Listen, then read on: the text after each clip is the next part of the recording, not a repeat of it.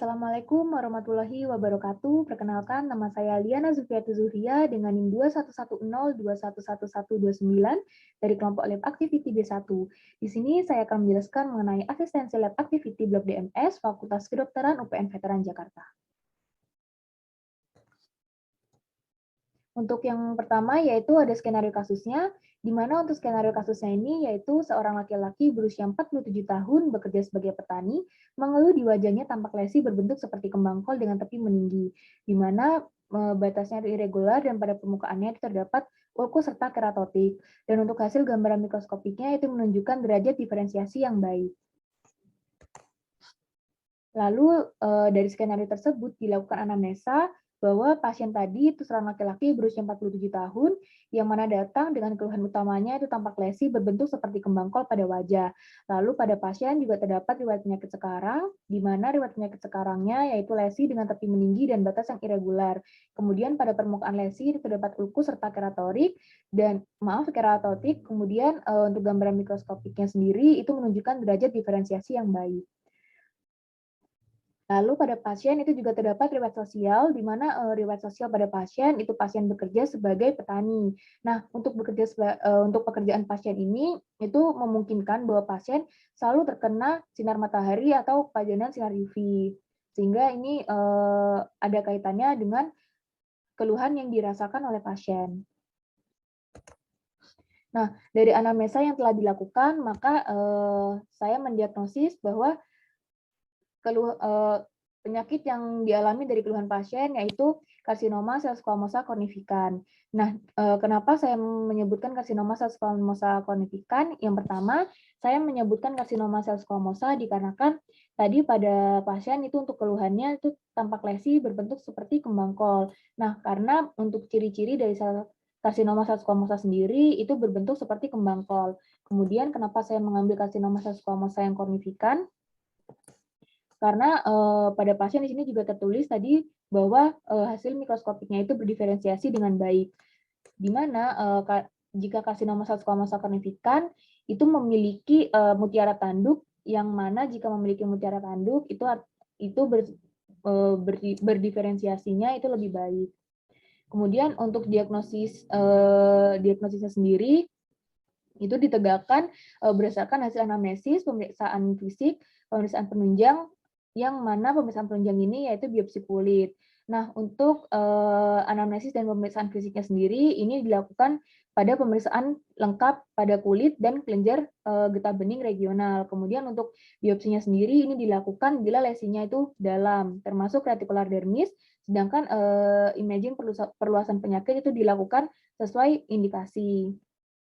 Nah, kemudian selain ini tuh juga ada tadi kan di awal disebutkan bahwa gambaran mikroskopik. Berarti untuk diagnosis sendiri itu biasanya juga dilakukan diagnosis secara histopatologi, di mana untuk diagnosis secara histopatologinya sendiri itu ditegakkan dengan menilai adanya pertumbuhan invasif dan diferensiasi squamosa, di mana untuk gambaran invasifnya sendiri itu ditandai dengan rusaknya membran basal dan pertumbuhan sel tumor membentuk struktur pulau-pulau lembaran atau sel tunggal yang diskohesif pada stroma di bawah epitel. Untuk lebih lanjutnya akan saya jelaskan nanti pada bagian mikroskopik. Kemudian di sini ada karsinoma sel squamosa sendiri, di mana untuk karsinoma sel squamosa ini merupakan neoplasma maligna yang berasal dari keratinosit suprabasal epidermis, di mana untuk neoplasma ini itu merupakan jenis neoplasma non melanoma kedua terbanyak setelah karsinoma sel basal. Kemudian untuk karsinoma sel squamosa sendiri itu juga merupakan tumor ganas kulit yang berasal dari sel keratinosit dan dapat bermetastasis serta dapat berkembang dari ulkus atau radang kronik, prakanker, ataupun rangsangan karsinogen tertentu. Kemudian dari karsinoma sel squamosa ini, selain definisi juga ada etiologinya, di mana untuk etiologi karsinoma sel squamosa ini tuh bersifat multifaktor, di mana lingkungan maupun pejamu keduanya itu merupakan faktor penting dalam perkembangan penyakit karsinoma sel squamosa. Lalu juga terdapat faktor pejamu seperti usia, pigmentasi, status imunitas, dan adanya kelainan genetik misalnya pada Xeroderma pigmentosum. Kemudian yang kedua untuk penyebab karsinoma sel squamosa sendiri yang paling sering itu adalah sinar matahari, dan juga terdapat penyebab lainnya yaitu sinar radiasi. Nah, di mana untuk sinar matahari atau sinar matahari ini Ini berkaitan dengan kasus, karena tadi pada kasus pasien ini bekerja sebagai petani yang memungkinkan untuk pasien itu selalu terkena pajanan sinar matahari. Selanjutnya, yang ketiga yaitu ada epidemiologinya. Nah, untuk epidemiologi dari karsinoma squamosa ini, sebenarnya insiden pasti dari karsinoma squamosa sampai saat ini itu belum terdokumentasi oleh National Cancer Institute, tetapi itu diperkirakan terjadi 1 kasus tiap 1.000 penduduk di Amerika. Kemudian karsinoma ini sendiri itu meningkat insidensinya di daerah yang lebih banyak paparan sinar matahari, bahkan mencapai 200 sampai dengan 300 kasus tiap 100.000 penduduk di Australia. Kemudian yang kedua itu juga ada epidemiologinya itu KSS sendiri itu banyak dijumpai pada orang kulit putih yang tinggal di daerah banyak sinar matahari atau tropik dan jarang pada orang kulit berwarna.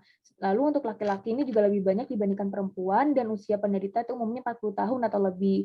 Kenapa laki-laki lebih banyak dibandingkan perempuan? Di sini saya mengambil kesimpulan bahwa biasanya laki-laki itu lebih banyak berkegiatan di luar sehingga laki-laki mudah sering terkena sinar matahari.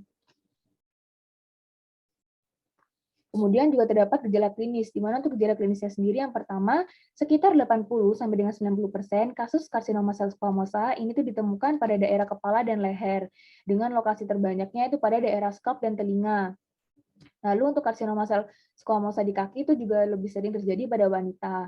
Lalu yang kedua, untuk terdapat kelainan kulit, di mana kelainan kulit itu dapat berupa papul, keratotik, atau plak eritematosa atau ulkus yang tidak kunjung sembuh. Di mana yang ketiga itu ada batas lesi dapat di mana untuk yang kedua ini itu batas lesi itu dapat tegas atau difus dan dapat disertai rasa nyeri. Lalu untuk tumor yang bersifat progresif itu biasanya terfiksasi dengan jaringan di bawahnya. Lalu yang ketiga itu ada lesi pada daerah leher, bila disertai pembesaran kelenjar getah bening lokal itu menandakan adanya suatu metastasis. Kemudian yang terakhir untuk gambaran khas dermoskopi karsinoma sel squamosa sendiri, gambaran khas dermoskopi karsinoma sel squamosa kulit itu sendiri adalah pembuluh darah yang berbentuk glomerular dan bercak pendarahan dan squama. Kemudian terdapat faktor resiko dari karsinoma sel squamosa ini. Nah, karsinoma sel squamosa ini itu memiliki banyak faktor resiko yang secara garis besar itu dibagi menjadi 2, yaitu ada faktor non-infeksi HPV dan ada faktor infeksi HPV. Di mana untuk faktor resiko non-infeksi HPV ini itu meliputi merokok dan konsumsi alkohol, di mana untuk merokok dan konsumsi alkohol ini merupakan faktor resiko utama. Lalu juga ada jenis kelamin, tadi juga sudah saya sebutkan, di mana untuk pria itu lebih mudah terkena untuk karsinoma sel squamosa ini karena pria itu lebih sering berkegiatan di luar sehingga sering terkena pajanan sinar matahari. Kemudian ada usia. Nah, tadi juga sudah saya sebutkan bahwa usia yang lebih rentan terkena KSS ini yaitu usia 40 tahun atau lebih. Lalu ada jenis makan tertentu serta keadaan imunokompresi. Kemudian yang kedua, faktor resiko infeksi HPV. Nah, pada beberapa dekade terakhir, untuk penyebab kanker di kepala dan leher itu dihubungkan dengan infeksi human papillomavirus atau HPV kelompok resiko tinggi, terutama pada HPV 16 dan juga HPV 18 pada daerah orofaring. Nah, kemudian di sini ada gambaran makroskopiknya, di mana di sini bisa dilihat di sini ada yang di lidah, kemudian ada yang di leher, dan juga ada yang di kulit. Lalu di sini ada yang di tangan dan juga ada yang di wajah. Nah, untuk gambaran makroskopiknya sendiri ini secara klinis KSS ini itu berupa plak atau tumor yang teraba padat dan dapat verrucosa atau berbenjol-benjol dan berukus. Lalu untuk topi tumornya itu biasanya tidak jelas dan dapat melebihi batas yang terlihat. Untuk lokasi tumornya itu tergantung penyebabnya. Bila penyebabnya itu sinar matahari, maka lokasi terseringnya itu adalah daerah terpajan sinar, misalnya wajah dan lengan bawah. Nah, pada kasus karena keluhan utamanya pada wajah dan pasien itu juga bekerja sebagai petani, maka mungkin bisa dipastikan bahwa lesi yang dialami pasien itu merupakan lesi yang disebabkan oleh sinar matahari. Kemudian tadi ada karsinogen zat kimia pada penyapu cerobong asap itu menyebabkan tumor pada skrotum. Dan lalu ada juga lokasi KSS di tungkai yang mana disebabkan sering terjadi luka dan jaringan parut dari trauma kronik. Nah, untuk gambaran lesi kulit KSS sendiri itu pada umumnya itu berupa nodul yang mengalami ulcerasi atau berupa suatu plak atau papul verukosa yang menunjukkan tanda-tanda kornifikasi dan atau hiperkeratosis. Nah, lesi ini tuh biasanya terletak pada daerah yang mengalami paparan sinar matahari. Nah, itu berbeda dengan gambaran klinis KSS pada umumnya. Lesi kulit pada karsinoma squamosa yang berkembang dari ulkus marjolin itu biasanya terletak pada luka yang tidak segera menyembuh dan selalu mengalami trauma kronik atau parut luka bakar. Kemudian di sini ada gambaran mikroskopiknya, di mana untuk gambaran mikroskopiknya sendiri, di sini KSS atau karsinoma squamosa ini itu terdiri dari proliferasi sel-sel yang membentuk struktur pulau-pulau, di mana dengan sel-sel yang memiliki ukuran dan bentuk inti yang berbeda-beda, serta lebih besar daripada ukuran inti sel epitel normal. Dan juga terdapat pula sel-sel berbentuk polyhedral dan intercellular bridge. Nah, berdasarkan gambaran histopatologi, tumor ini tuh biasanya dibagi menjadi karsinoma squamosa berdiferensiasi baik, sedang, dan buruk dengan skala 1 sampai dengan 4.